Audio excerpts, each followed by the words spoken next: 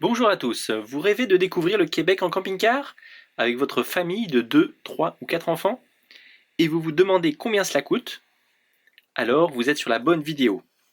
Je vais vous partager notre expérience. Si vous avez des bons plans pour économiser ou si vous avez des questions, n'hésitez pas à les mettre en commentaire. Cela sera utile pour les autres internautes et je m'efforcerai d'y répondre. Si vous voulez savoir tout ce que nous avons fait en détail pendant ce séjour, vous pouvez consulter la vingtaine de vidéos de la chaîne Basile Happy Smile.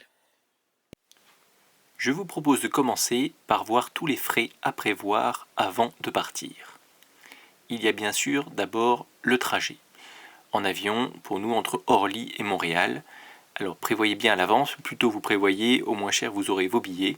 Pour nous, avec 2 mois à l'avance, ça nous a revenu à environ 700 € pour l'enfant de moins de 12 ans et 760 € pour chacun des autres passagers. Alors un élément petit mais important à prévoir, c'est quand même les formulaires d'AVE, d'autorisation de voyage électronique. C'est l'équivalent de l'ESTA pour les États-Unis. C'est un peu moins cher et un peu plus rapide, mais c'est 7 $ canadiens par personne. Alors faites bien attention à ne pas vous faire arnaquer, il y a plein de sites qui proposent le même document pour 35 ou 40 $. Donc restez bien sur le site officiel pour 7 $ canadiens par personne. Alors, nous sommes passés par une agence pour louer le camping-car et pour réserver des campings. Voilà, pour nous, ça nous a coûté 4 300 €, mais pour un très grand camping-car, pour 6 personnes, très luxueux, vous pourrez le voir sur d'autres vidéos. Nous avons eu 15 jours avec la literie, les équipements de cuisine et une option pour le deuxième conducteur. C'était bien utile parce qu'il faut pouvoir se relier et c'était très bien équipé, on était très contents de ça. Je vous ai mis le lien ici pour pouvoir voir les tarifs qui seront, j'espère, actualisés sur cette page-là. Les campings, nous avons pris le plus souvent dans des parcs nationaux. Donc ça, c'était vraiment extraordinaire pour les enfants et pour nous aussi. Donc se réveiller avec les arbres tout autour, c'était bien sympathique. Et c'est quand même environ 1 200 €. Alors nous avons rajouté aussi des sorties exceptionnelles pour se faire plaisir, qui ne sont pas du tout obligatoires, hein, bien sûr, mais un survol en hydravion, ça laisse des bons souvenirs, une nuit en tipi avec un amérindien, très intéressant aussi, et puis les incontournables safaris à la baleine en Zodiac, et un safari à l'ours. Voilà. Nous avons aussi visité le village fantôme du Val-Jalbert, qui est très intéressant pour les enfants aussi. Voilà, tout ça quand même pour 900 €.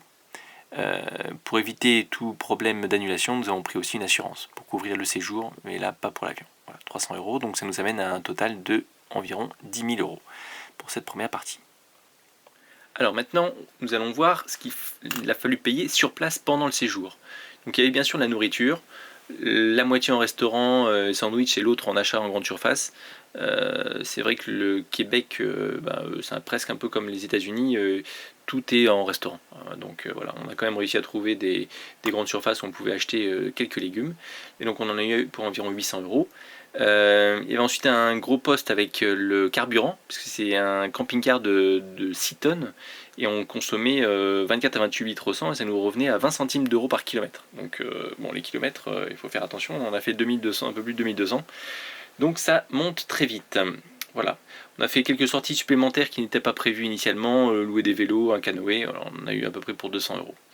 Quelques achats cadeaux, et le trajet aller-retour en bus. Alors là, on l'a fait en transport en commun avec le bus numéro 747 qui nous a ramené en centre-ville. Voilà. Là aussi, les prix varient en fonction de la saison, pas mal de choses. Voilà, nous, c'était 70 € à peu près. On a eu aussi une surprise au retour, c'est quand on regarde nos comptes bancaires, il y a eu des frais bancaires pour chaque transaction, donc faites bien attention avec votre banque et informez-vous à l'avance. En fonction des contrats que vous avez, ça va dépendre vraiment d'une personne à l'autre. Voilà. Donc ça nous fait quand même un total de 1700 €, enfin 1720 € pour tout ce qu'on a dépensé sur place. Donc quand on fait la somme de tout ça, on arrive à 12 143 € si vous vous arrêtez à un séjour de 15 jours. Voilà. Donc merci pour vos commentaires. Au cas où vous ayez des manières de l'optimiser. Alors nous, pour optimiser, ce qu'on a fait, eh bien, c'est que nous sommes restés un peu plus longtemps. Donc au lieu de 15 jours, nous sommes restés 20 jours. Avant les 15 jours en camping-car, nous sommes restés une journée à Montréal, en hôtel.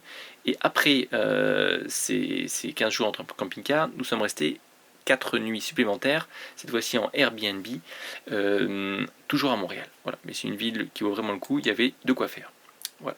Donc si on voit dans les coûts à peu près 120 € pour l'hôtel, à peu près 440 € là pour le Airbnb, là vous avez tous les prix aussi, donc voilà, regardez bien, mais il y a peut-être moyen de trouver moins cher, mais là on est dans un quartier moyen à une demi-heure du centre, donc c'était déjà optimisé comme prix. Voilà, c'est vous qui voyez. La nourriture, il y en a eu pour 370 € à peu près. Là, on a fait un peu plus de restaurants, d'accord, à peu près 2/3 de restaurants. La bonne nouvelle, c'est que les tickets de métro étaient pas très chers. On pouvait prendre des tickets un peu pour les touristes de 3 jours pleins ou de 2 jours pleins. On a eu pour à peu près 80 €. Voilà. Et ensuite, quelques visites qu'on s'est offertes. Là, on ne s'est pas offert grand-chose. Il y a eu pas mal de choses gratuites, hein, notamment beaucoup de festivals à Montréal, donc tout est gratuit. Donc ça, c'est très bien. Mais donc, nous sommes quand même allés au parc olympique pour le visiter et pour monter à la tour inclinée, qui est la plus haute tour inclinée du monde, à peu près 60 €. Et là encore, des frais bancaires d'une cinquantaine d'euros. Donc ça nous amène à un peu plus de 1000 € pour ces 5 jours supplémentaires. Vous voyez, c'est pas très cher pour ces prix supplémentaires. Si on ajoute ça aux 15 jours précédents, donc voilà, nos vacances au total nous auront coûté 13 261 €. Voilà. Si vous pensez que j'ai oublié un poste ou qu'il y en a qui sont surévalués, n'hésitez pas à en parler, mais globalement c'est ce qu'on a eu sur notre compte bancaire en revenant.